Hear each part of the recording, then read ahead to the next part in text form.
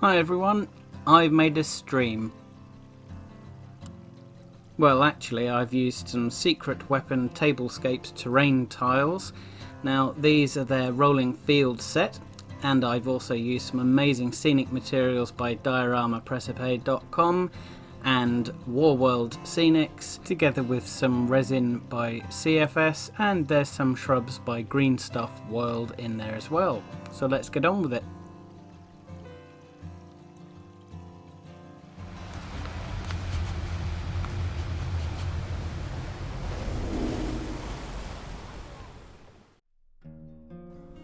These are injection moulded plastic tiles. They're a foot square, so it's 30 centimeters by 30 centimeters. And I coated them first of all with some plastic primer by High Coat. Here's the coated tile. I'm only showing you one tile here, I've actually got 4 on the go. Then I give it a coat with some burnt umber. This is just standard acrylic. It does finish, or it does dry rather shiny though, so you'll see me adding some dull coat in a bit, but just go over the entire surface.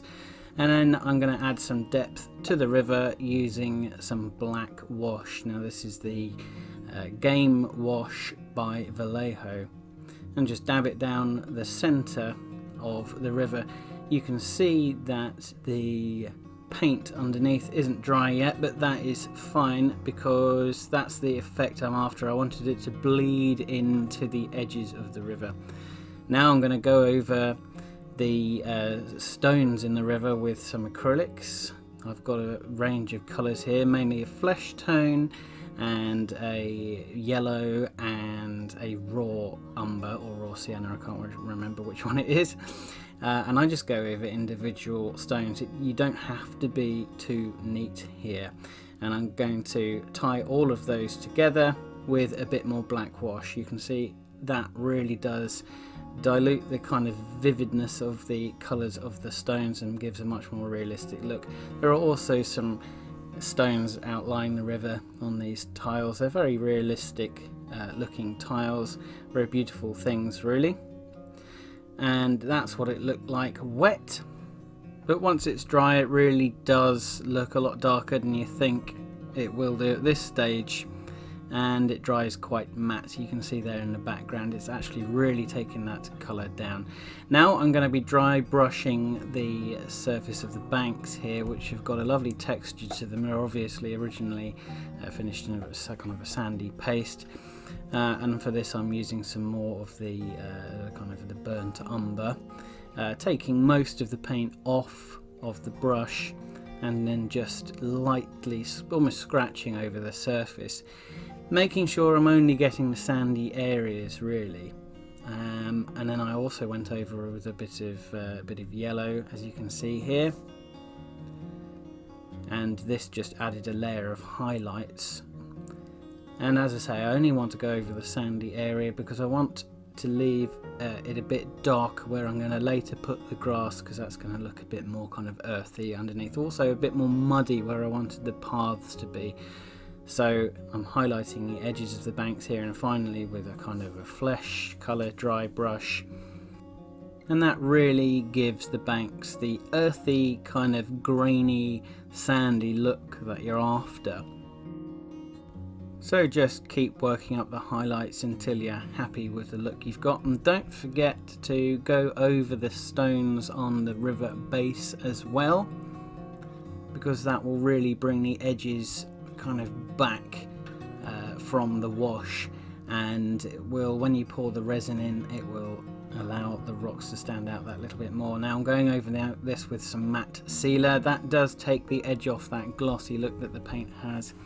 And our Woodland basing glue, which I'm going to be using to stick on pieces of Gauge Master or Knock 12mm grass matting.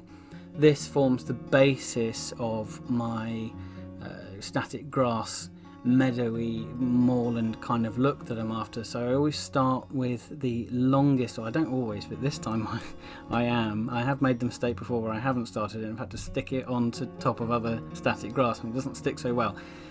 So now I'm using the longest stuff as the base. This basing glue, it may look like white glue, but it actually sticks this stuff pretty solidly. Much better than just normal PVA. And now I'm also using some Woodland Scenics tufts. I was very fortunate that Woodland Scenics were kind enough to send me that glue and these tufts for use in this video. These are their 10mm tufts, and they are really something else. They're absolutely amazing. I don't know how they make them quite so full, but it feels they're just wonderful things. They've got a beautiful kind of double tint to them, so they start off green underneath and then they rise into this yellow, and then I augment those with a bit of 6mm stuff and also some 4mm tufts as well. They do a range of grasses from 1mm right up to 10. I'm using some Peco branded grass here. Woodland Scenics actually make Peco's stuff, so if you buy Peco you're getting the same stuff. They also sent me this Pro Grass Micro Static Grass Applicator, and I used some of their basing glue to go around the edges of those tufts and around the Gauge Master stuff, and just dab it around. So what I'm going to do is pass over the static grass applicator filled with some 2mm Peco grass, and that will provide a nice base, and it will blend in the rest of the static grass. It will be the first layer of blending in. So you just turn it on, base the clip to the set the clip against the base. You can either clip it on there, or you can hold it against it, and then just pass over the static grass, and it falls out through the grill on the front, and with an electric charge going through it, and it makes sure it stands up really nicely. So tap it to get rid of the excess grass. You can collect that up later. Now what I'm going to be doing is layering it with some of their layering spray. Now this is like a kind of spray adhesive, but it's water based. You can only get this sent to you in the UK. They do a pump version of it as well for outside the UK, but you just spray this where you want to layer an extra layer of grass, and I'm going to apply some 6mm over the top. No, sorry, some 4mm. Or is it 6mm? 6mm over the top. It doesn't matter, you could use whatever you want really. You could use some extra 2mm if you wanted, but I wanted a little bit of extra, a different shade, so I apply some of their kind of more wild looking static grass over the top there. Tap that off, and you're left with a beautiful kind of effect where you've got the green 2mm underneath, and then you've got some 6mm, and some kind of a different shade. And now I'm also using some Woodland Scenics 4mm stuff. This is light green, and again it just lends a real sense of depth to the grass, some kind of deader areas, some brighter areas. It creates that really beautiful meadow look, and I've gone over the tufts as well, as you can see, because I wanted there to be kind of hummocks of grass. Now I use some Woodland Scenics Coarse Turf, which is a go-to product, and that creates a kind of an underbrush look. This is their mid-green variety, and I just place it where I think it looks good really. I try not to overdo it because you lose the effect of the meadow underneath. You don't really want to be crushing all the static grass down too much, and so I apply it rather thinly in there, and then I go over with some Woodland Scenics Fine Turf as well. It's a green blend, also over the river bed there. Isopropyl alcohol, which is a wetting agent, allows the scenic glue to soak through, and this scenic glue is 1 part matte medium and 3 parts water. It's also got a little bit of dish soap in there, as far as I remember. Maybe it's rinse aid. Now here's some tall grasses from Diorama, Presepe.com. They were kind enough again to send me a whole bunch of stuff to use in my videos. Honestly, go and check out that website. It's full of the most amazing scenic materials I've ever seen. It's basically, a lot of it is stabilized natural material, so this is actual natural plants that have been stabilized. You'll have to ask them exactly how they do it. I'm no expert on that. I have an idea of how it's done, but I don't want to say in case I'm completely wrong. But look how beautiful that is. Because it's actual real stuff, it looks so realistic. Here's an example of something that isn't totally real. I think it's a bush that has been, or it's like a natural armature that has been coated in static grass.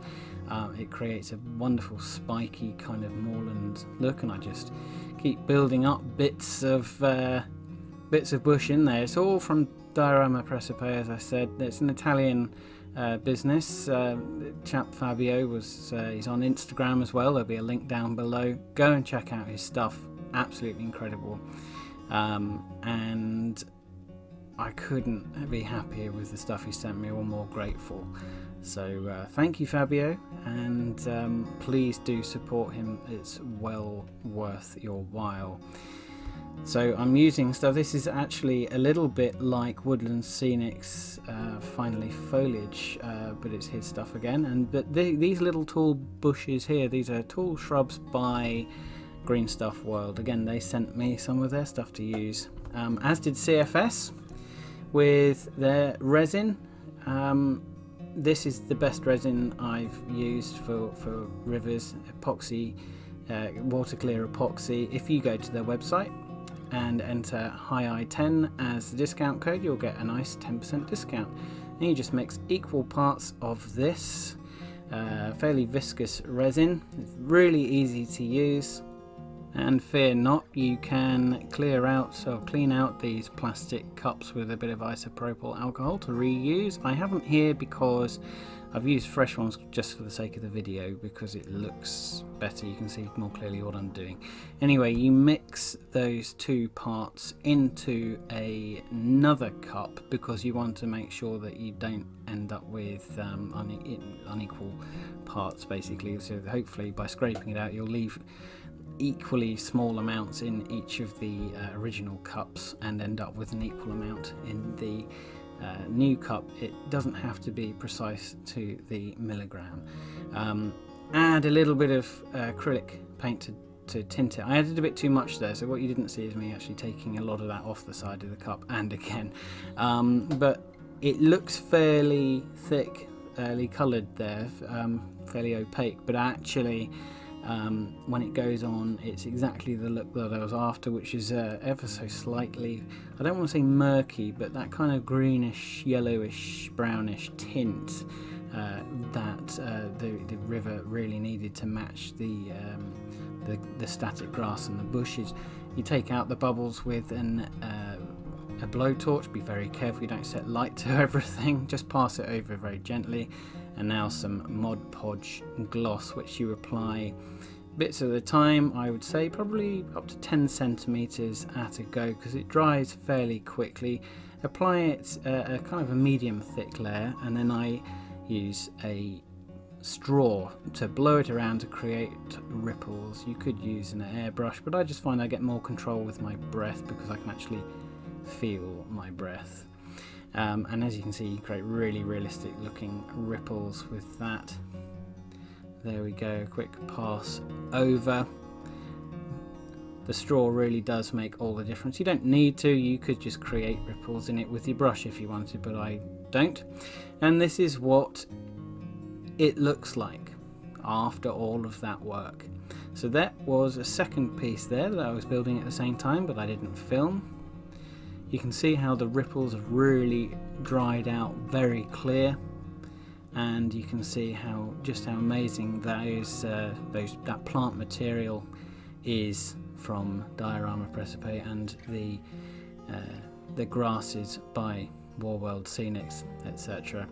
Absolutely remarkable stuff. I'd like to say thank you very much to all of them for making this video possible. I'd also like to thank my patrons on Patreon, who really help to fund these videos, really, with materials, etc. I'd like to thank all my viewers as well. It really does make a difference when you all comment. Thank you so much for tuning in. Every time I release one of these, it means a great deal to me. and I'm really glad that I get so many comments on my water scenes, because I have to say they're my favourite scenes. I enjoy making water more than anything else.